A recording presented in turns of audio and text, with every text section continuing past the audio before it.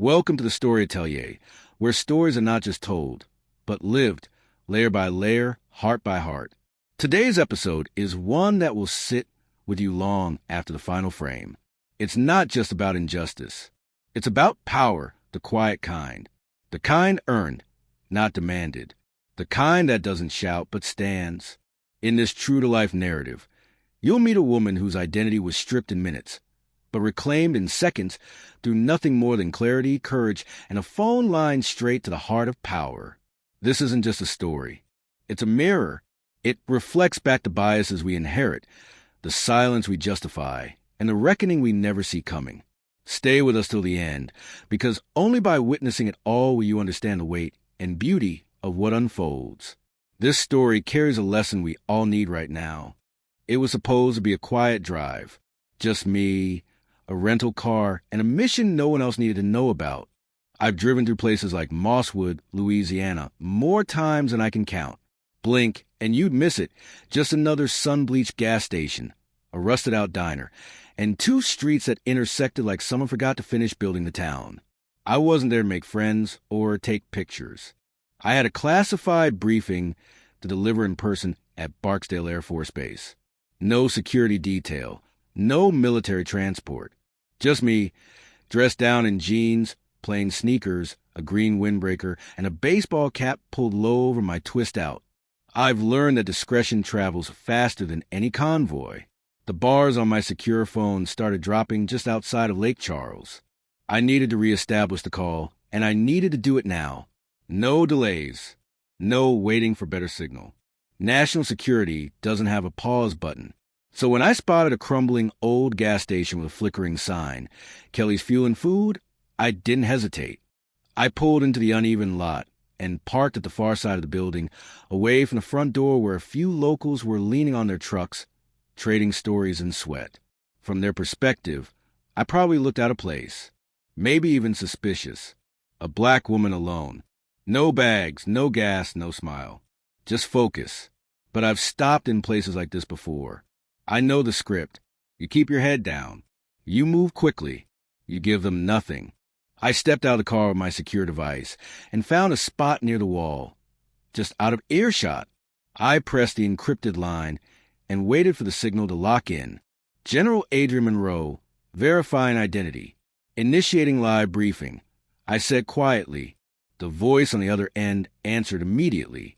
Classified troop movements, threat updates, real-time coordination, the kind of information that only gets shared on encrypted lines with verified eyes and ears. And I listened, half of my brain on the briefing, the other half scanning the lot the way they trained us to do at West Point. No eye contact, no sudden moves, just calm. But I didn't realize someone was watching me from the inside. A woman behind a cashier counter, mid-50s, tight blonde bun, arms crossed over a faded floral blouse. Her eyes narrowed like she was watching a problem grow. She didn't see a 4-star general carrying classified data on a secure government line. She saw a black woman talking into a phone at the edge of her property. That was enough.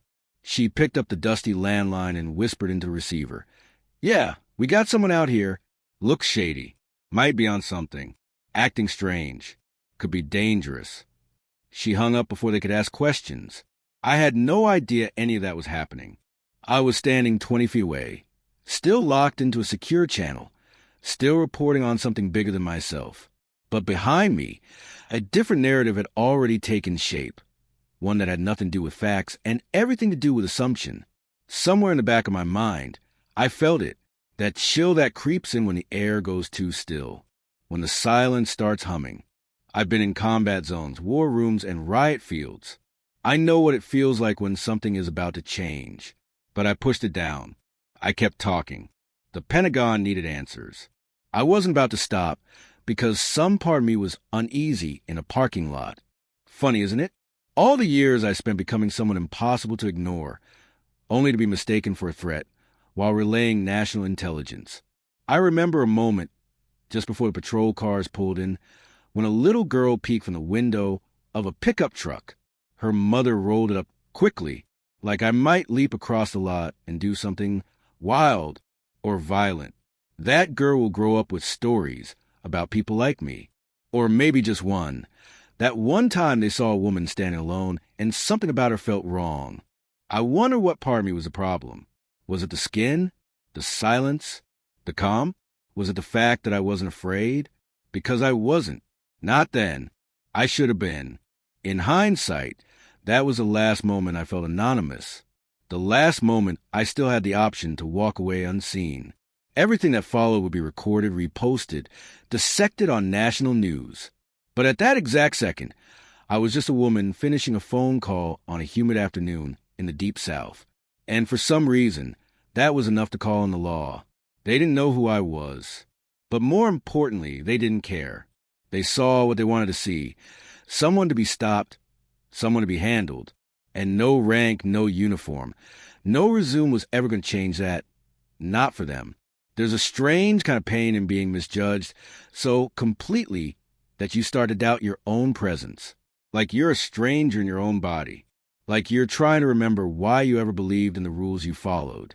But here's the truth they didn't expect. I wasn't a threat. I was a warning. And they just didn't listen. Not yet. I didn't hear the sirens. Mosswood's cops didn't use them. Not for this. They didn't want to warn me. They wanted to catch me off guard. Shake the tree and see what falls. But I saw the lights.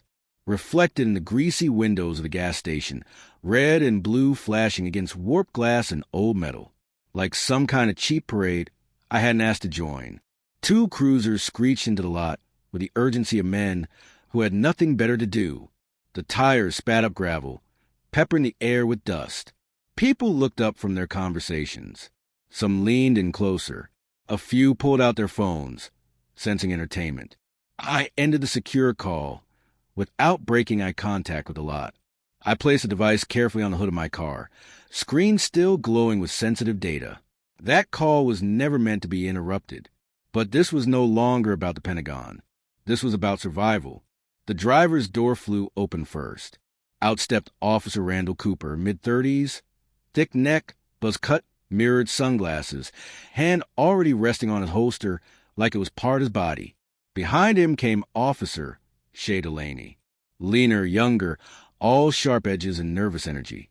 The kind of man who thinks adrenaline is the same thing as authority. They didn't approach like officers responding to a report. They approached like predators circling something they thought was cornered. I didn't move.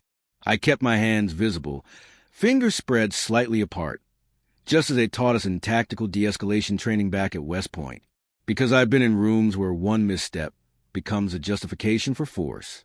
And I knew, deep in my bones, that they were looking for one. "Good afternoon, officers."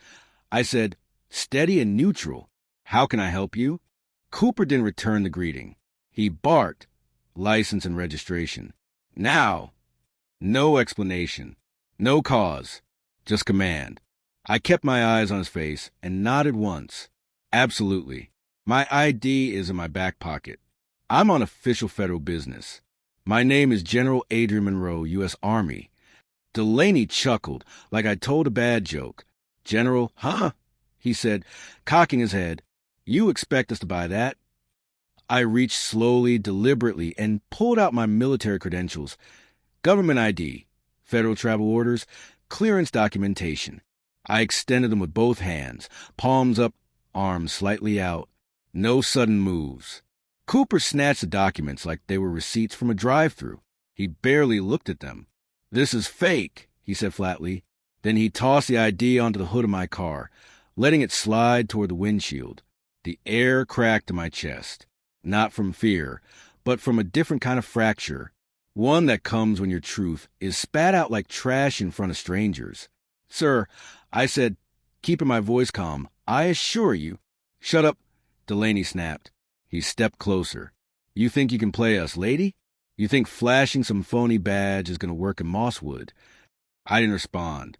There was no point. They'd already decided who I was, and more importantly, who I wasn't.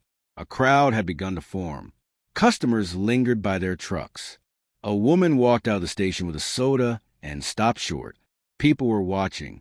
No one was helping. I've worn a uniform for over 2 decades. I've stood in war zones where the air smelled like fire and metal. But nothing prepares you for the weight of being dehumanized in your own country, in your own language, by people who swore an oath to uphold the law.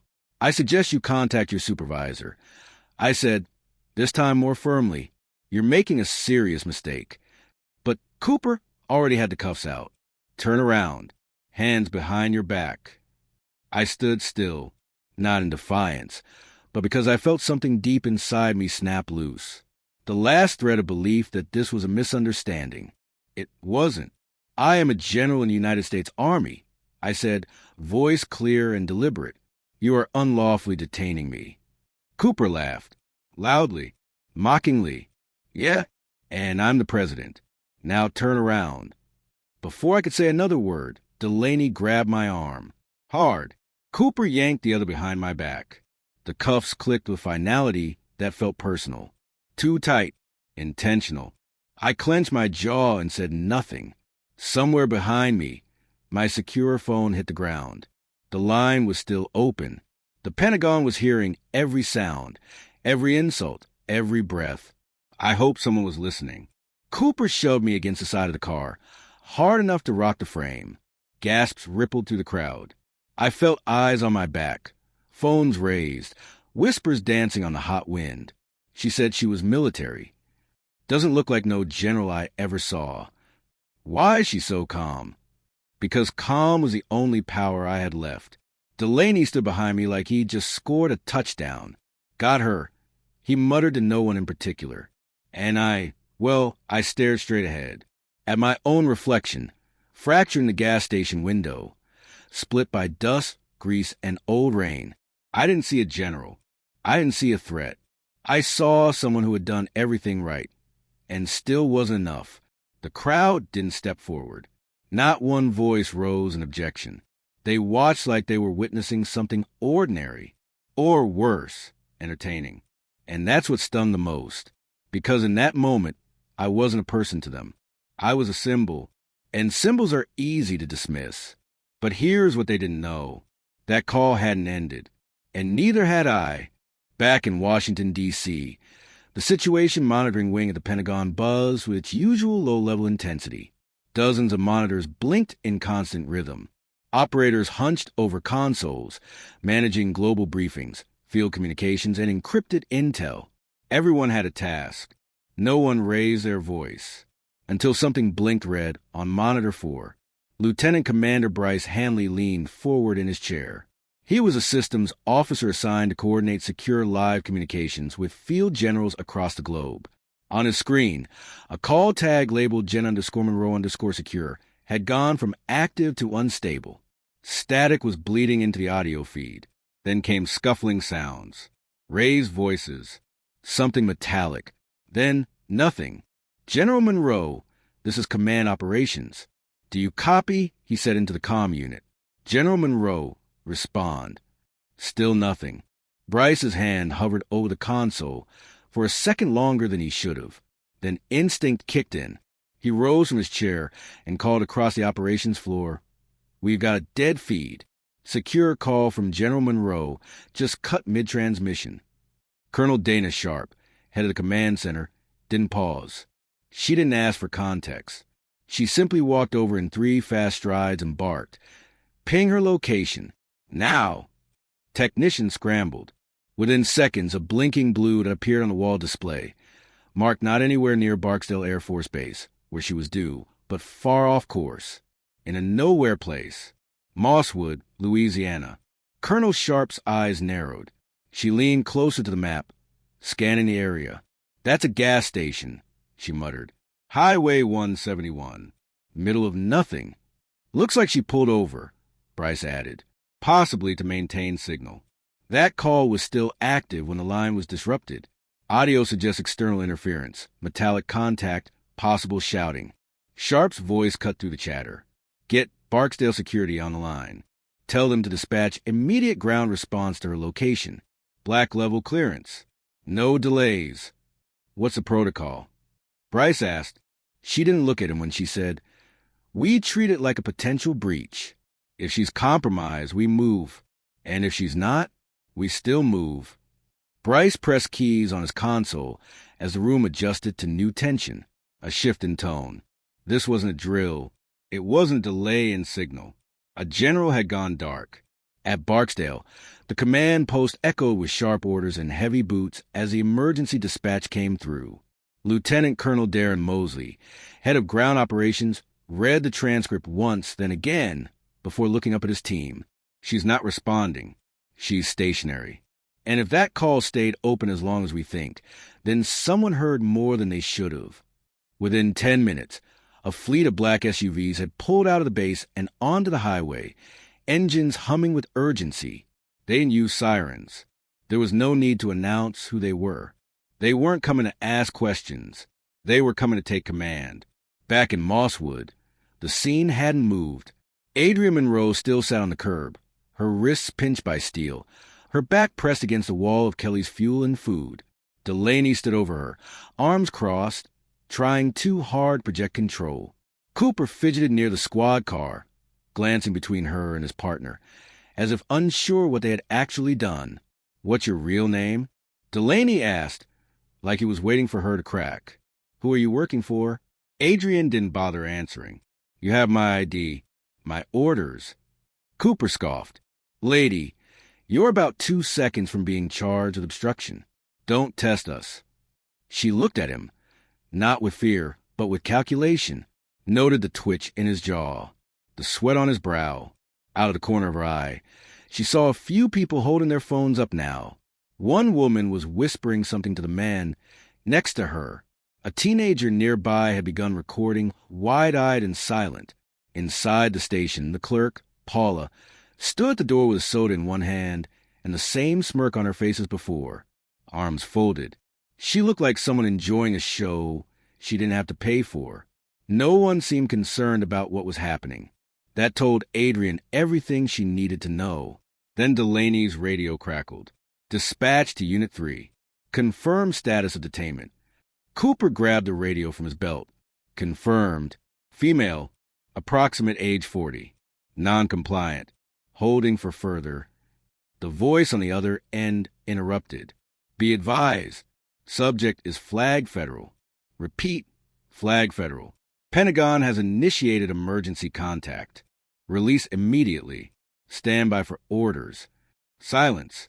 The kind of silence that knocks the air out of your lungs." Cooper turned pale.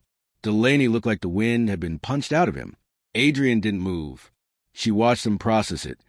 The dawning realization, the panic, the search for a way to backpedal.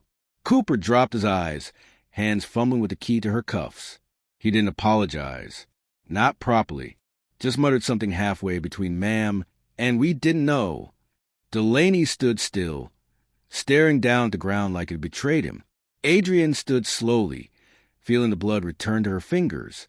She didn't shake, didn't stumble. She flexed her wrists and looked around at the crowd, now quiet. Every phone lowered, every smirk vanished. She bent to pick up her phone from the pavement. The screen was cracked. The connection was lost. She looked at Cooper. "You just made the worst mistake of your career," she said. "And you don't even understand why." Behind her, tires screamed against asphalt. A black convoy entered the lot like a storm front. Doors opened in perfect synchronization. And for the first time that day, Adrienne didn't feel alone. The cuffs had been off for a full 60 seconds.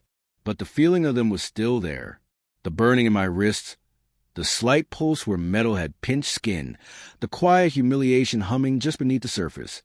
None of it left when the key turned. That kind of wound doesn't vanish with a click. It lingers. It brands you in ways you can't show.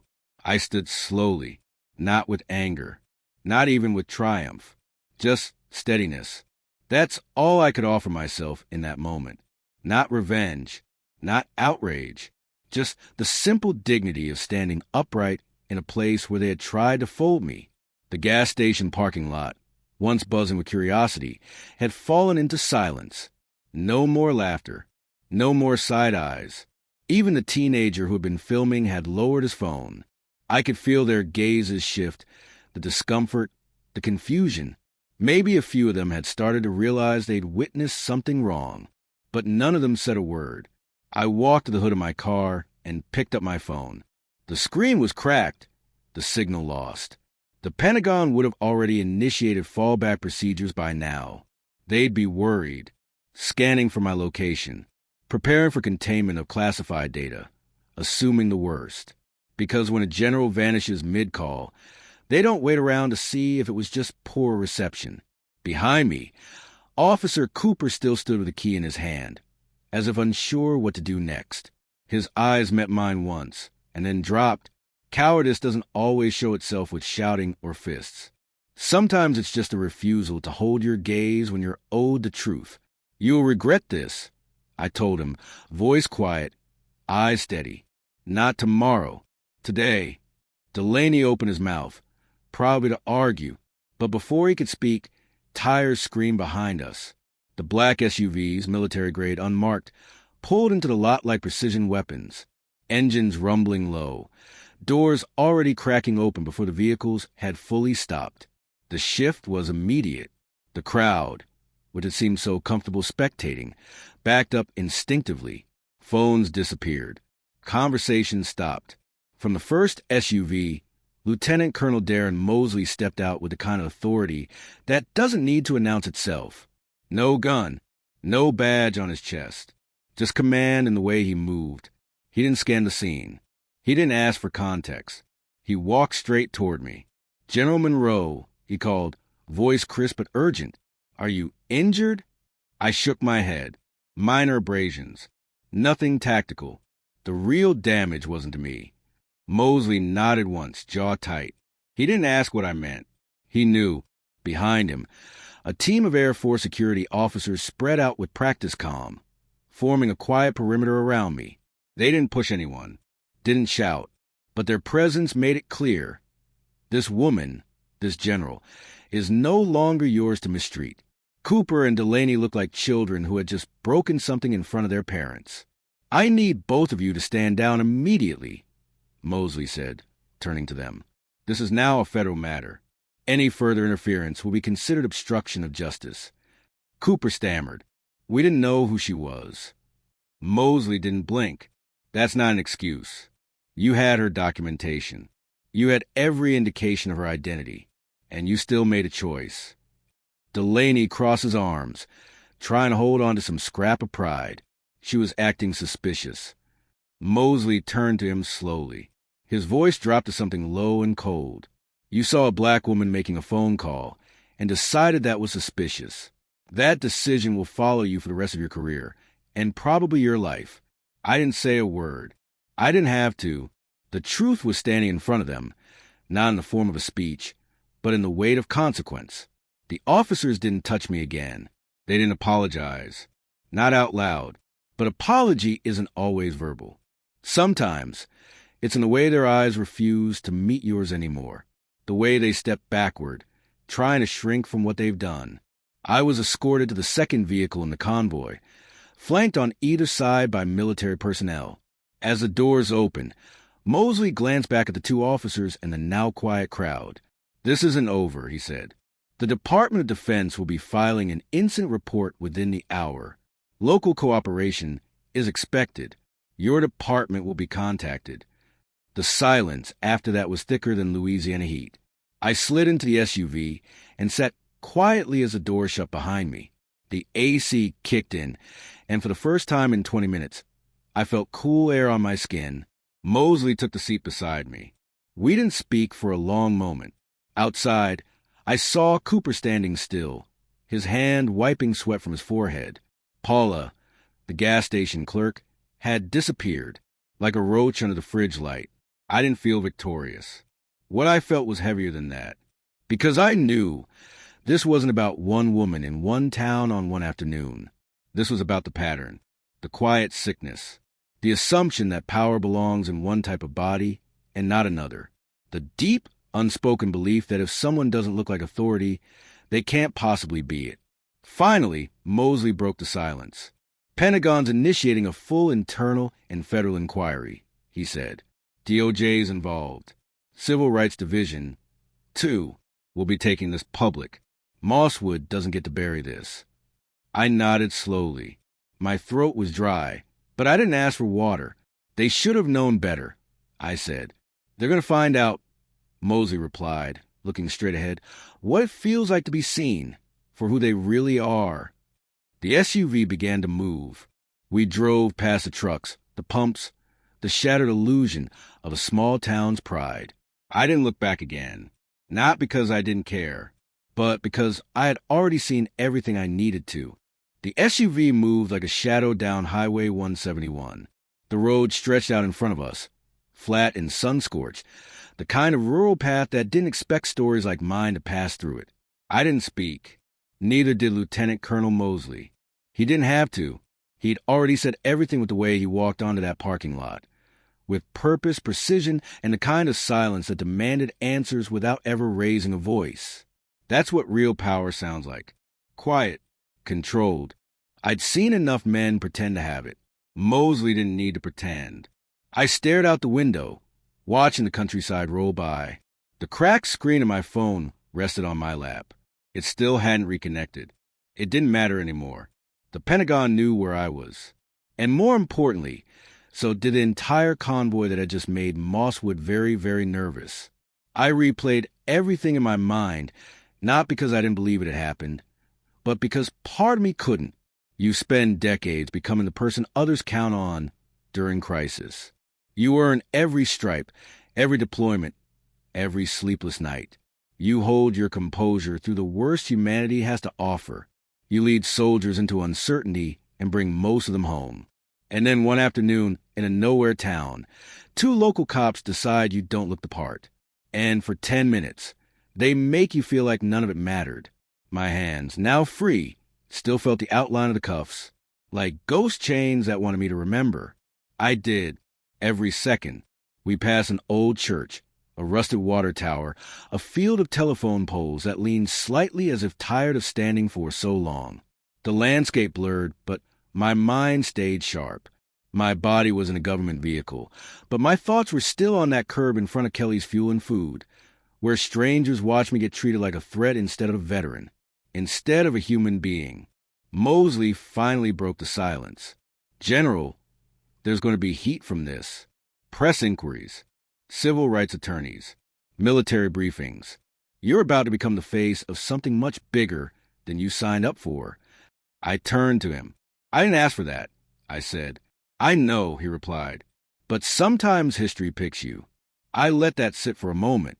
Then I asked him something I hadn't let myself think too deeply about. Do you think they would have done the same if I were wearing my uniform? He hesitated, not because he didn't know the answer, but because he did. No, he said, I don't. That hurt more than I expected, because the uniform isn't just fabric. It's a signal.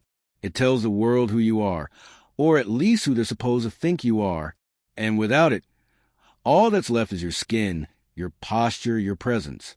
And for some people, that's enough to call the police. Mosley shifted in his seat. We're running full background checks on officers.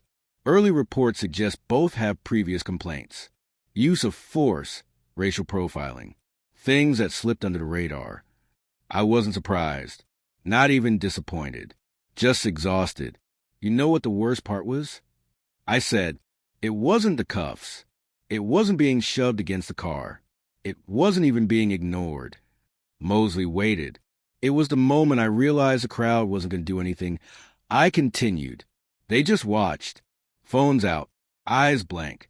Like I was a rerun they'd already seen a dozen times. That's what broke me. We fell into silence again. But this time it wasn't heavy. It was reflective, because there's a kind of grief that comes not from being hurt, but from realizing how many people are comfortable watching others be hurt.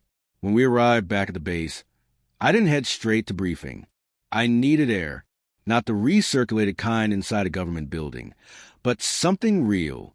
I walked the perimeter path behind the security fence, hands in my jacket pockets, the sun starting to dip behind the trees.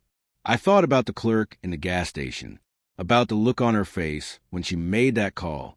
She didn't see a general. She didn't see a leader. She saw a problem. Something, someone, to be removed. And worse, she felt entitled to act on that perception. That's what this was all really about.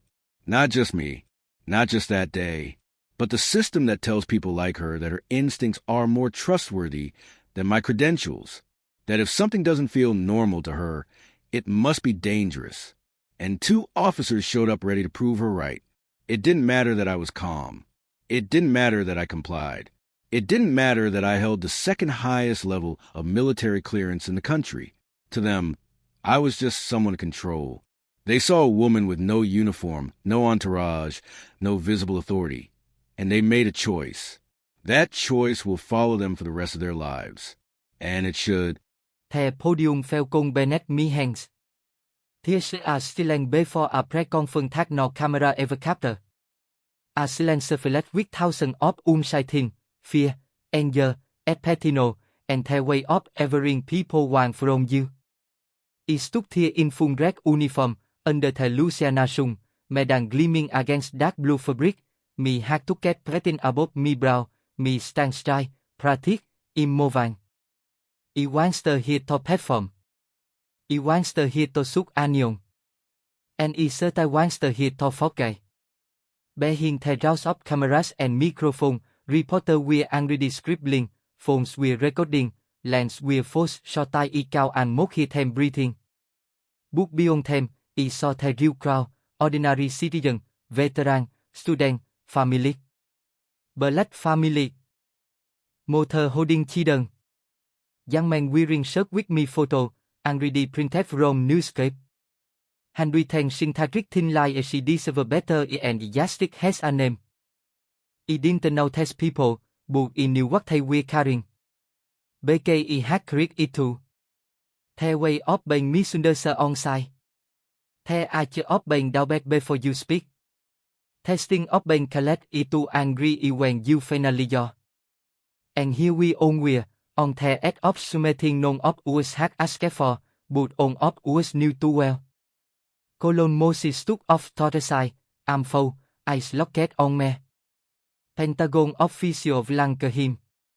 Thế giờ Jeven me Cafe Prophet thanking point night before. Work like unfortunate insin, miscidentian, the quality action, and the community reflecting. I had then get them for the preparation. And then you wrote something else. BKI wants to going to sanity what had happened. Not for the comfort. Not for the cameras. Not even for me, sir. I just mic. No greeting. No joker. No delay. My name is General Adrian Monroe, is clear. I've spent 29 years in service to the United States military. I've command troop, as vice president, led classified operation across ocean and war zones. I let that hang for a moment. Yesterday, in Mosul, Louisiana, none of that matter. I heard pants stretching furiously, but I didn't look at the press. I looked past them. At a gas station off a forgotten highway, I was approached, detailed, and handed by 2 local police officers. Not BKI broke a law. Not BKI possessed a trick. But BKI didn't look like what they expect a general to look like. A pause. Not drama, just and now to let the truth settle. It was you get, not be the content of me service, not be me record, but be the color of me skin and the association that came with it. Mumu in the back. I feel had no that. I'm not standing here today to demand an apology, isai. BK apology don't draw history. I'm standing here BK silencer is not an option. I look into the lens of the camera desk center. Accountability matter. Respect matter. Human dignity is not negotiable, no matter the cost, no matter bagger, no matter rank. I heard it then, clapping. At first, just a few. 10 more. Louder. Stronger. Some people stood. Authorized, not in anger, but in uni. I didn't smile. This was a victory lap. It was a recon. I continued, what happened to me was document. Captured on phones. Palette back across every major news out. But for every storyline mine that make it to the headline, there are 100,000 tag down, The crowd quiet again. People listen now, not with curiosity, but with recognition. I speak to the not just for myself, but for every person video should be stopped, questioned, dismissed, or disappeared simply for existing in a space somewhere else that didn't belong. A deep breath. Is today my voice? Injustice is not new. But change only happens when and now people prefer to look away. Is scanning the crowd, looked eyes with a young man video look just like me neither. He had tears in his eyes. He know that at me like we are already spoken. I know that but me rằng didn't protect me. Me record didn't shield me. But what will protect the next person is what we do now, with our voice, with our vote, with the way we hold people account for the power they carry. Is step back from the myth. No dramatic slogan. No catchy tagline. Just the truth. I once the humiliate yesterday, it is sorry. They will. And history will remember it that way. And then I want get away. No question. No interviews. Just as today, event pays up, a woman video has one carousel and didn't burn. The absolute didn't stop. Not for a while. People rose terrific, not out of celebrating, but out of submitting deeper, red pack, yes, but also really. As if he had cited things they'd been waiting for so well, Anion, to finally say without fear. That moment didn't help me. But it reminded me that I was once the mind alone.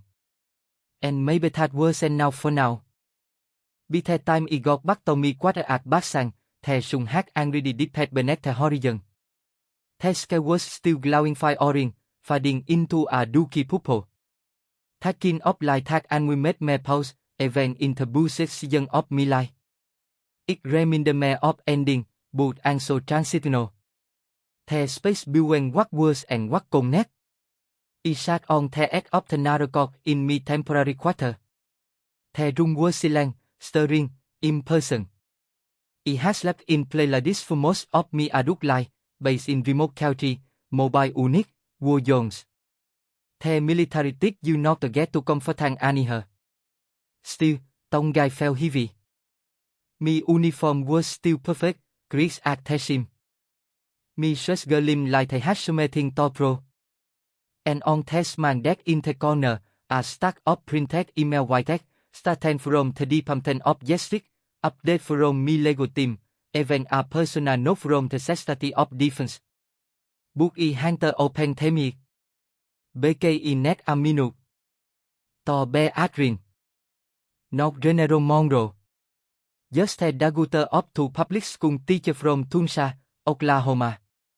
Just a girl video grew up learning to say yes ma'am you with her chin held high and her backside.